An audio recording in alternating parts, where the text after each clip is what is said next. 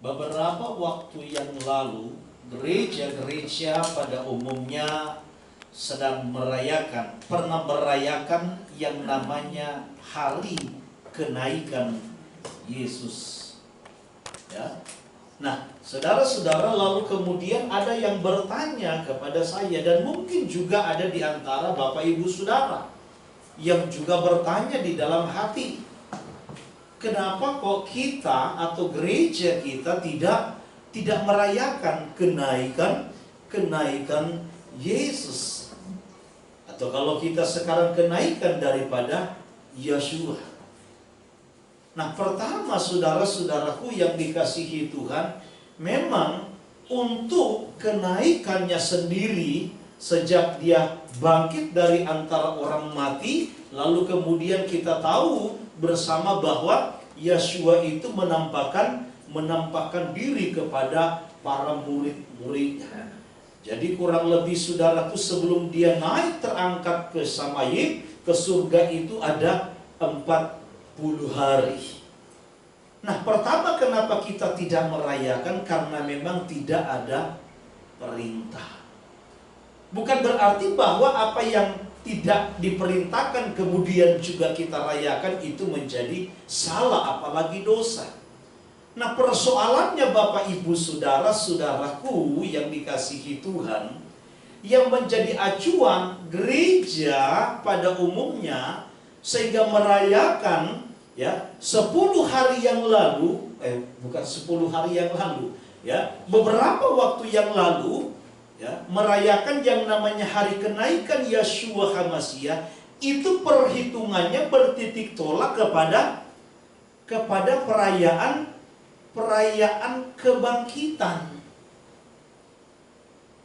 kebangkitan daripada Yesus. Kan ada Jumat Agung, lalu kemudian ada hari Sabtu, lalu kemudian ada Paskah kebangkitan. Nah, gereja-gereja pada umumnya menghitung yang namanya hari kenaikan Yeshua itu dari kebangkitan yang hari Minggu itu, yang menggunakan kalender Gregorian pada umumnya. Nah, sementara Bapak Ibu Saudara kita merayakan yang namanya kematian sampai kepada kebangkitan, acuannya bukan kalender Gregorian. Justru kita memakai acuannya adalah kalender bangsa Yahudi. Sehingga secara otomatis saudaraku pasti perhitungannya akan berbeda. Ya. Jadi sekali lagi saudaraku, pasti perhitungannya akan berbeda, tidak mungkin akan sama. Karena memang Pesah kita pun berbeda, merayakan yang namanya kebangkitannya pun berbeda. Jadi jangan heran Bapak Ibu Saudara kalau kita misalnya atau gereja kita tidak sama-sama merayakan perayaan kenaikan Yesus Kristus. Ya. Karena memang acuan perhitungannya itu beda. Nah, lalu kembali lagi Bapak Ibu Saudara sekalian, hari ini kita merayakan yang namanya Shavuot, perayaan 7 minggu, sebagaimana yang diperintahkan oleh firman Tuhan. Dalam kitab Imamat 23, saya bacakan untuk kita semua, ayat 15 bilang begini. Kemudian kamu harus menghitung mulai dari hari sesudah Sabat itu, yaitu waktu kamu membawa berkas persembahan ujukan, harus ada genap 7 minggu. Sampai pada hari sesudah Sabat yang ke-7, kamu harus hitung 50 hari. Nah, Bapak Ibu Saudara sekalian, dalam perayaan Shavuot pun ada perbedaan.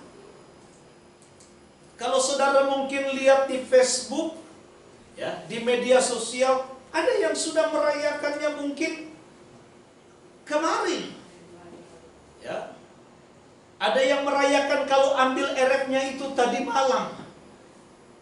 Nah, saudara-saudaraku, perayaan Shavuot khusus untuk kalangan dalam, atau orang Yahudi yang ada di Yerusalem, mereka merayakannya itu tepat pada tanggal 6 Sivan. Ya. Nah, sementara untuk namanya bangsa-bangsa atau yang diaspora ini, di luar yang namanya kalangan tadi, kalangan dalam, ya, di luar Yerusalem itu merayakannya 2 hari. Bahkan ada kelompok teman-teman kita juga yang belum merayakan, baik kemarin termasuk sampai tadi malam dan hari ini. Nanti saudara akan lihat, nanti mereka itu merayakannya nanti beberapa hari kemudian. Kenapa? Karena acuannya di dalam Torah, di dalam kitab suci kita ini bukan seperti misalnya perayaan Pesa atau roti tidak beragi. Kalau perayaan Pesa kan jelas acuannya adalah tanggal. Ya. Acuannya adalah tanggal, yaitu tanggal 14 Nisan. Begitu juga dengan roti tidak beragi, yaitu 15 Nisan. Yom Teruah juga, saudaraku, sampai yang namanya perayaan Yom Kippur dan Sukot itu acuannya tanggal. Tetapi persoalannya kalau perayaan Shavuot itu ada kalimat. Acuannya di kalimat yaitu sesudah Sabat itu.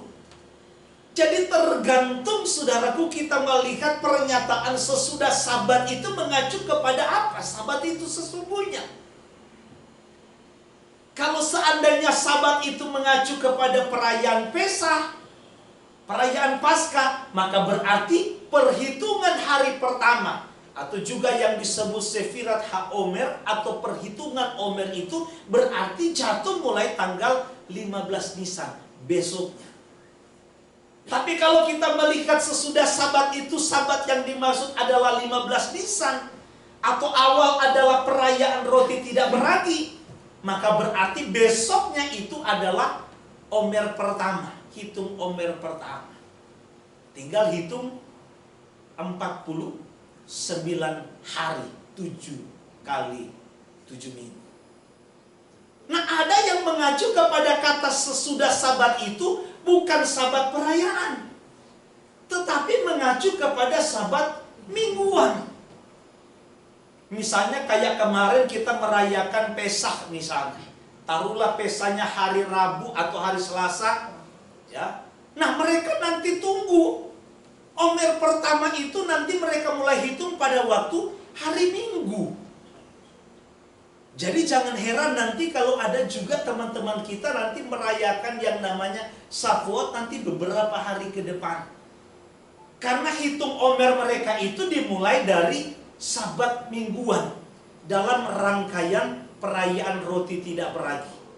Jadi Pesaknya mau jatuh hari apa saja, hari Senin, tetap hitung Omer pertama itu nanti hari Minggu. Karena ada kata sesudah Sabat itu. Nah, saya perlu menjelaskan ini supaya Bapak Ibu Saudara tidak bingung. Kok kenapa kita ini berbeda-beda? Ya. Jadi ada yang sudah merayakannya hari Kamis malam, ada yang merayakannya tadi malam, kita merayakannya hari ini pagi. Kalau kita merayakan pagi itu saudaraku, kita mengikuti konteksnya. Nah, karena di Kisah pasal yang kedua dijelaskan pada waktu orang-orang sedang berkumpul, orang-orang Yahudi dari luar Yerusalem. Ada yang dari Arab, ada yang dari Kreta, ada yang dari Asia. Pada waktu perayaan Shavuot mereka datang berkumpul di Yerusalem. Dan peristiwa pencurahan Roh Kudus yang terjadi di loteng Yerusalem yang dicatat oleh Luka dalam Kisah pasal yang kedua itu terjadinya di pagi hari. Dan memang kita selalu sudah beberapa tahun kalau merayakan Shavuot itu kita rayakannya pagi. Jadi kita bukan ambil erefnya, tetapi kita ambil pagi. Nah, Bapak Ibu Saudara sekalian, ini penting sekali bagi kita untuk kita mengerti dan pahami Sehingga di dalam kita merayakan setiap perayaan-perayaan yang diperintahkan oleh Bapa Yahweh, kita merayakannya dengan sebuah dasar pemahaman. Jadi kita bukan hanya sekedar ikut merayakan, alias ikut-ikutan. Tetapi kalau Bapak Ibu Saudara ikut merayakan hari ini, baik di tempat ini maupun di rumah masing-masing, karena apa? Karena mengerti dengan sungguh, sadar dengan sungguh bahwa apa yang diperintahkan oleh Bapa Yahweh itu merupakan sesuatu yang penting, yang mutlak untuk kita jalankan. Karena memang firman Tuhan itu tidak pernah berubah. Percayalah saudara bahwa apa yang Tuhan perintahkan kepada kita berkaitan dengan perayaan-perayaan Sefa Moadim atau 7 perayaan yang dicatat, yang ditulis dalam kitab Imamat pasal yang ke-23, itu tidak ada yang kebetulan. Seringkali saya jelaskan, termasuk perayaan Shavuot hari ini yang kita rayakan. Kita tahu, saya angkat lagi, tadi sudah saya singgung waktu mau bawa persembahan, ada 3 perayaan besar. Ada 3 perayaan yang disebut perayaan ziarah. Kenapa ziarah? Karena dalam Torah diperintahkan umat Israel harus merayakannya di Yerusalem. Yaitu perayaan Pesa atau roti tidak beragi, kemudian perayaan Shavuot yang seperti yang kita rayakan sekarang, dan juga perayaan Sukkot. Nah saudaraku, perayaan Shavuot ini tidak bisa dipisahkan dengan 3 perayaan sebelumnya yang sudah kita rayakan. Sekali lagi, perayaan Shavuot ini tidak bisa dipisahkan dengan 3 perayaan sebelumnya yang sudah kita rayakan, yaitu Pesa, lalu kemudian roti tidak beragi, dan buah sulung. Makanya yang namanya Sefirat HaOmer atau perhitungan Omer itu berkaitan dengan 3 perayaan ini. Kita tahu bersama bahwa kalau Pesak itu merupakan gambaran daripada penebusan. Perayaan Pesak itu, perayaan Paskah itu merupakan gambaran atau simbol penebusan yang dilakukan oleh Bapa Yahweh kepada umat pilihannya, yaitu bangsa Israel ketika mereka ada di tanah Misraim, rumah perbudakan. Mereka ditebus oleh Tuhan. Mereka dibawa keluar oleh Tuhan. Mereka keluar pada waktu tanggal 15 bulan Abib atau bulan Nisan. Jadi saudara-saudaraku yang dikasihi Tuhan, kalau Pesak itu merupakan gambaran penebusan, maka Shavuot itu merupakan gambaran dari apa saudara? Pengudusan. Kalau Pesak itu merupakan gambaran dari penebusan yang dilakukan oleh Bapa Yahweh dengan ditandai dengan darah anak domba yang tidak bercacat celah, yang dipercikan di ambang pintu rumah Israel sehingga mereka terluput, anak-anak sulung mereka terluput dari maut, dari kematian. Maka kalau peristiwa Shavuot ini adalah peristiwa gambaran tentang pengudusan. Kenapa kok bisa? Karena ternyata Bapak Ibu Saudara yang dikasihi Tuhan, waktu Bapa Yahweh memberikan Torah melalui Mose di atas Gunung Sinai, peristiwa yang begitu menggetarkan, peristiwa yang begitu mengagumkan, sekaligus begitu menakutkan, di mana suara Bapa Yahweh itu terdengar keluar dari atas Gunung Sinai, itu terjadi persis dalam peristiwa Shavuot. Makanya orang Yahudi memperingati yang namanya perayaan Shavuot itu sekaligus dengan perayaan turunnya turunnya Torah. Perayaan turunnya Torah. Jadi yang menguduskan yang namanya umat-umat Tuhan itu di zaman perjanjian lama itu adalah apa? Torah. Torah Bapa Yahweh lah yang bisa menguduskan mereka. Karena selama ini kita ini suka terkonsep dalam pemikiran arti daripada kudus itu seolah-olah hanya menyucikan. Ya, menyucikan agar supaya kita dipisahkan, menjadi terpisah, menjadi berbeda.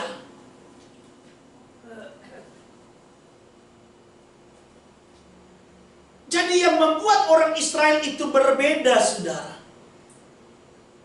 itu justru dengan yang namanya Torah. Saudara bisa bayangkan, orang Israel itu mereka tadinya budak. Waktu mereka keluar dari Misraim, ini mereka statusnya budak. Sekali lagi saudaraku, mereka statusnya budak. Sampai mereka berjalan di padang gurun selama 7 kali 7 minggu. Sampailah mereka di dataran Sinai.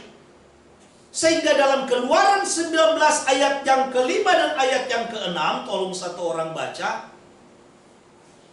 Saudara bisa bayangkan dalam waktu 7 minggu, status orang Israel yang tadinya mereka bangsa budak itu bisa berubah.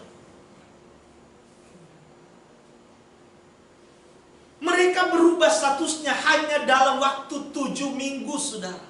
Alias 49 hari. Dahsyat, saudara.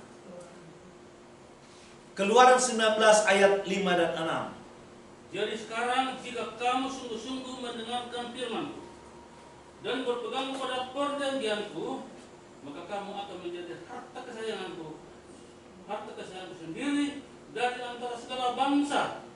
Sebab Akulah yang mempunyai seluruh bumi. Kamu akan menjadi bagiku kerajaan imam dan bangsa yang kudus. Inilah semuanya firman yang harus kukatakan kepada orang Israel. Saudara perhatikan baik-baik. Dalam waktu 7 minggu perjalanan mereka sampai di dataran Sinai, status mereka berubah. Dari yang tadinya bangsa budak.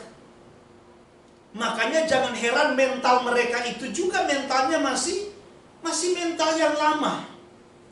Tabiatnya saudaraku, karakternya itu masih tabiat karakter mental waktu mereka ada di Misraim. Sehingga kenapa Tuhan harus menurunkan Torah? Kenapa Bapa Yahweh harus memberikan Torah kepada mereka? Untuk mereka lakukan, untuk mereka ikuti. Supaya apa kata firman Tuhan? Supaya mereka bukan lagi menjadi bangsa budak, tetapi mereka akan menjadi bangsa yang kudus. Mereka akan menjadi bangsa, menjadi imamat yang rajani. Mereka akan menjadi harta kesayangan Tuhan. Asalkan apa? Sekali lagi, asalkan mereka berpegang kepada hukum dan ketetapan yang akan diberikan oleh Bapa Yahweh kepada mereka melalui Mose. Inilah proses yang namanya perubahan. Dari yang tadinya bangsa budak menjadi yang namanya bangsa yang kudus. Saudara perhatikan baik-baik apa yang menjadi amanat agung daripada Tuhan Yeshua. Sebelum dia terangkat naik ke surga, apa yang dia bilang? Pergilah, jadikanlah semua bangsa muridku. Artinya buat mereka percaya kepada aku, bahwa akulah Mesias. Tidak ada jalan yang lain, tidak ada kebenaran yang lain, tidak ada jaminan kehidupan dari yang lain. Buat mereka percaya kepada aku. Lalu kemudian apa yang Yeshua bilang? Lalu baptislah mereka. Meteraikan mereka di dalam nama Bapa, Putra, dan Roh Kudus. Bukan hanya sampai kepada baptis. Lalu kemudian ajarkanlah mereka untuk melakukan segala sesuatu yang Bapa kehendaki. Ibarat kita ini punya kehidupan lama, waktu kita terima dan percaya Yesua, tidak otomatis kehidupan kita berubah. Sekali lagi saudaraku, tidak otomatis kehidupan kita itu langsung berubah. Seperti misalnya membalikan telapak tangan, begitu mudahnya. Masih banyak hal yang belum kita mengerti, masih banyak hal yang belum kita paham, yang belum kita tahu.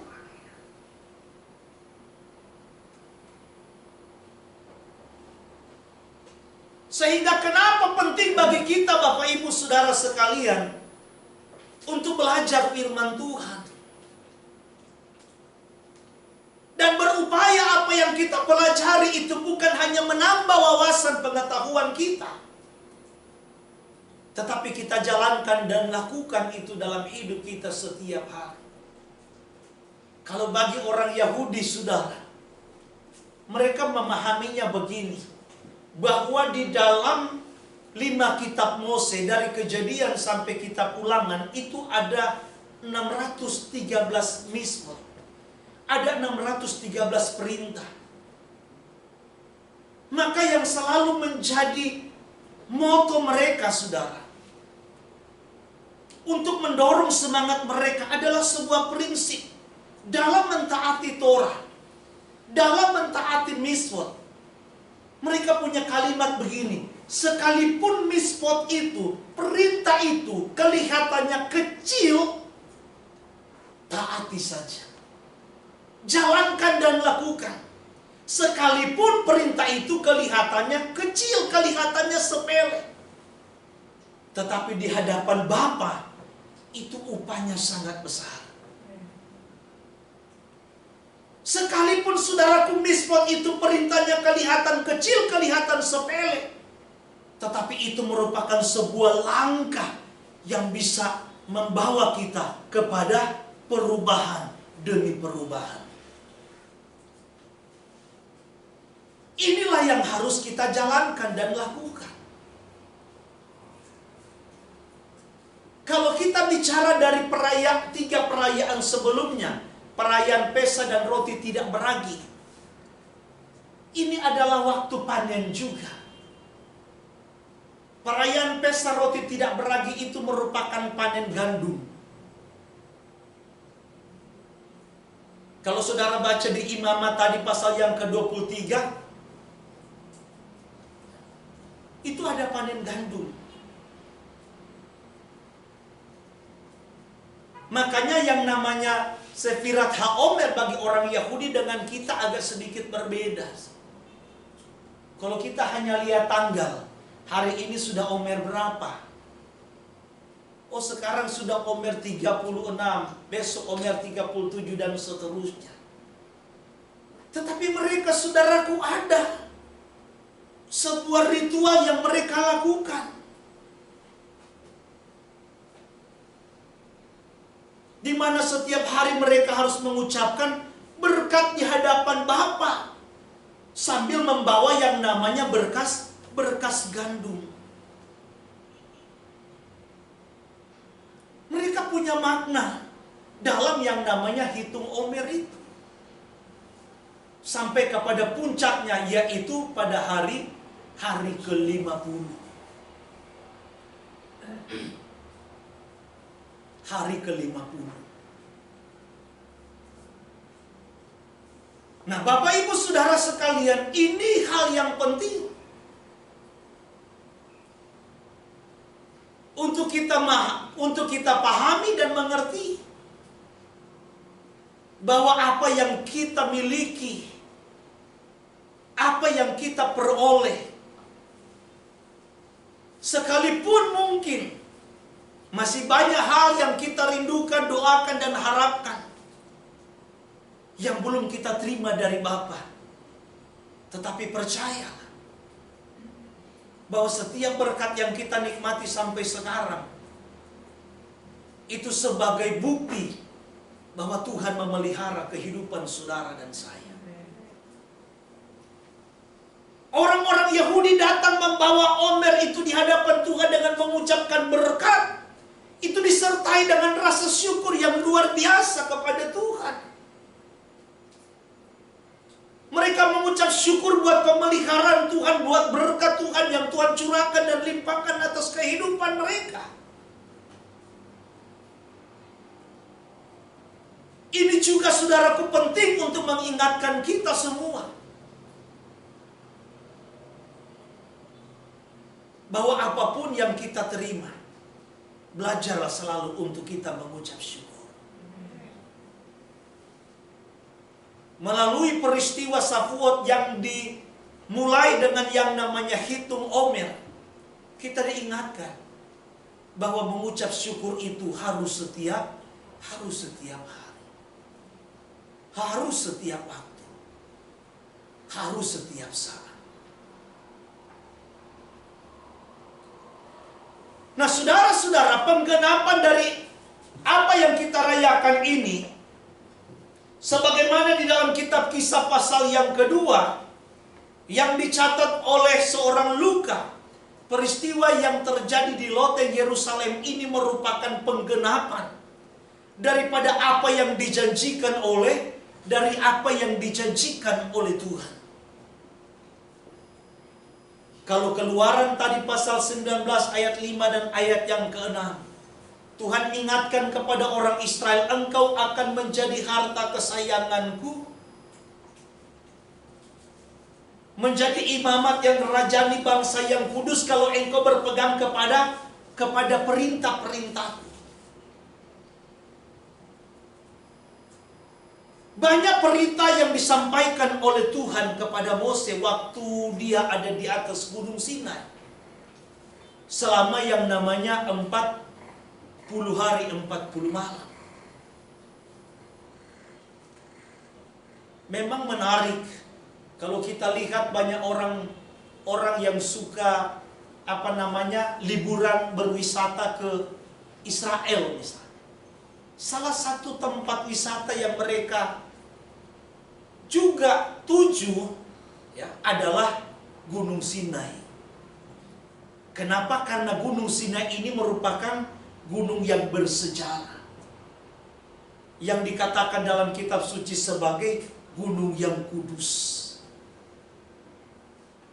Saudara bisa bayangkan begitu kudusnya gunung itu sehingga orang-orang Israel tidak boleh datang menghampiri Tuhan. Mereka nggak boleh diizinkan naik ke atas Gunung Sinai. Mereka hanya di dataran saja. Hanya Mose yang diperbolehkan. Karena kalau ada seandainya orang Israel yang nekat saat itu untuk naik ke gunung yang kudus itu, maka pastilah mereka akan mati. Tetapi konteks gunung yang kudus itu di saat pemberian Torah. Di saat pemberian Torah.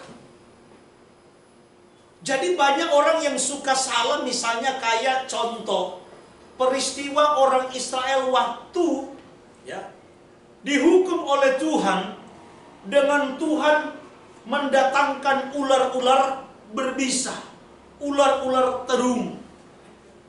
Lalu kemudian Tuhan memerintahkan Mose untuk apa?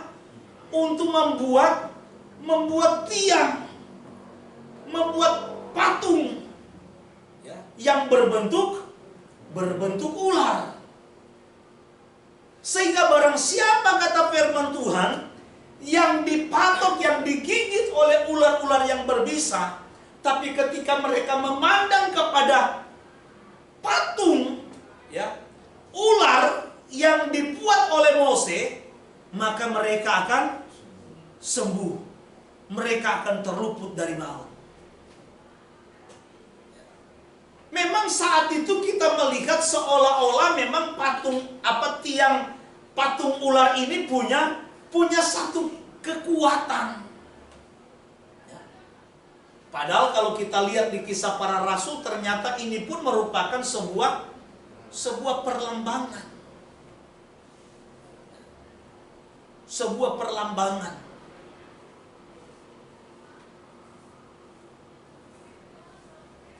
kita melihat bahwa di zaman raja-raja, kalau tidak salah di zaman Raja Hizkia, orang-orang Israel suka datang ke patung yang dibuat oleh Mose itu. Lalu mereka datang untuk membawa model sajian, ya, korban bakaran. Karena menganggap bahwa tongkat ini dulu punya kuasa, punya energi yang luar biasa, sehingga orang yang sekarat sekalipun yang digigit ular itu bisa terluput, bisa sembuh. Nah, tongkat ini kemudian dijadikan seperti sesuatu berhala. Dan itu sangat-sangat tidak dikehendaki oleh Tuhan. Tuhan tidak berkenan akan hal itu. Sehingga pada akhirnya tongkat itu harus dihancurkan. Nah, Bapak Ibu Saudara sekalian, begitu juga dengan yang namanya Gunung Sinai. Akan ada saatnya, akan ada waktunya di mana Tuhan memang akan memulihkan segala sesuatu.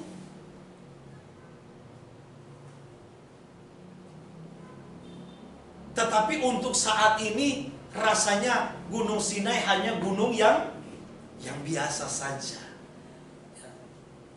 Jangan sakralkan. Nah, Bapak Ibu Saudara sekalian, waktu Mose turun dari atas Gunung Sinai, setelah dia menerima banyak perintah-perintah dari Bapa Yahweh untuk disampaikan kepada orang Israel, dia membawa yang namanya 2 loh batu. Itu sebagai tanda. Jadi ibarat, makanya kenapa 2 loh batu ini, saudaraku, merupakan apa kalimatnya? Kesimpulan ya daripada semua perintah-perintah yang disampaikan oleh Bapa Yahweh. Jadi semua perintah yang 613 mitzvot itu semua terkandung di dalam 10 perintah.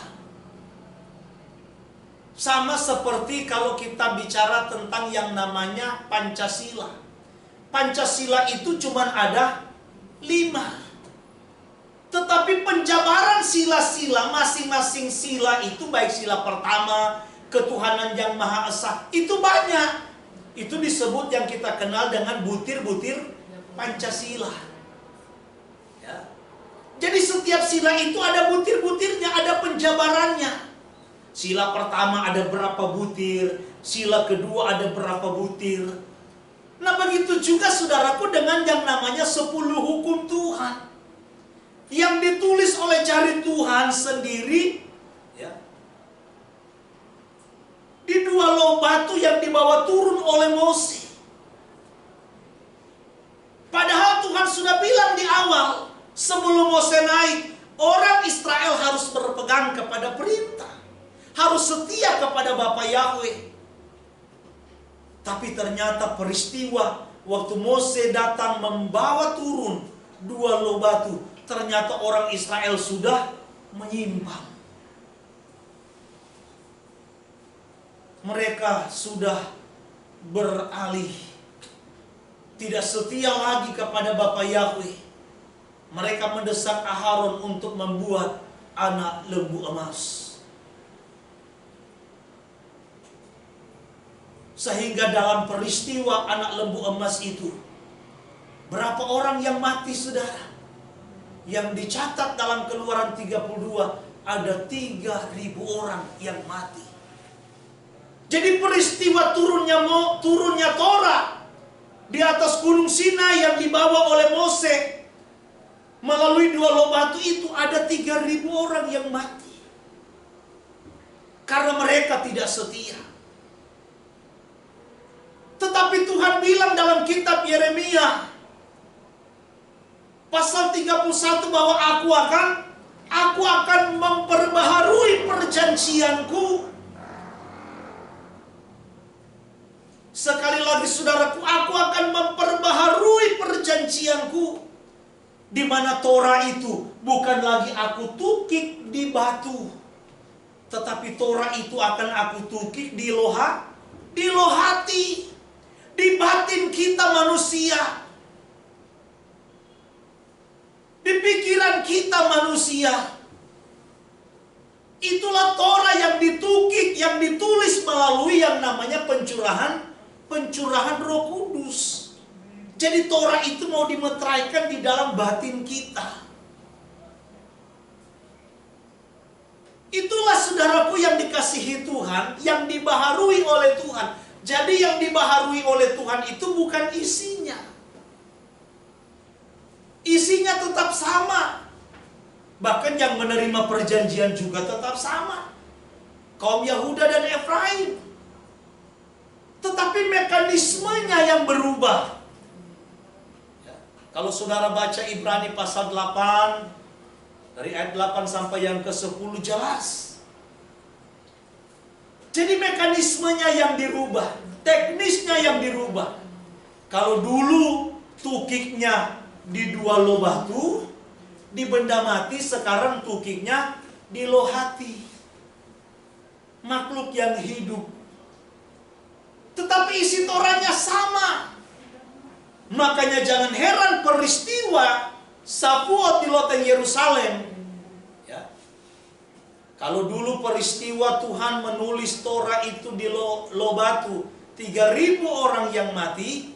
Tapi peristiwa di loteng Yerusalem, peristiwa Shavuot, saat Tuhan menukik Torah itu di loh hati manusia, yaitu para murid-muridnya, justru sebaliknya 3.000 orang yang bertobat. 3.000 orang yang bertobat. Jadi untuk apa sih Torah itu perlu ditukik di hati manusia, di batin manusia? Yaitu yang pertama agar supaya kita bisa mengenal Dia secara pribadi.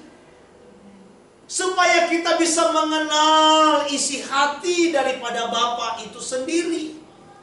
Apa sih yang menjadi keinginan dan kemauan Tuhan dalam kehidupan kita?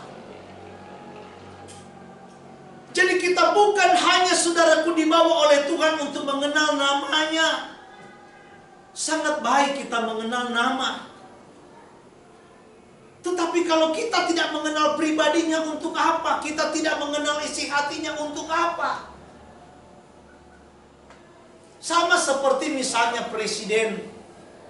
Saya mengenal presiden kita. Saya tahu maksudnya. Namanya adalah Joko Widodo.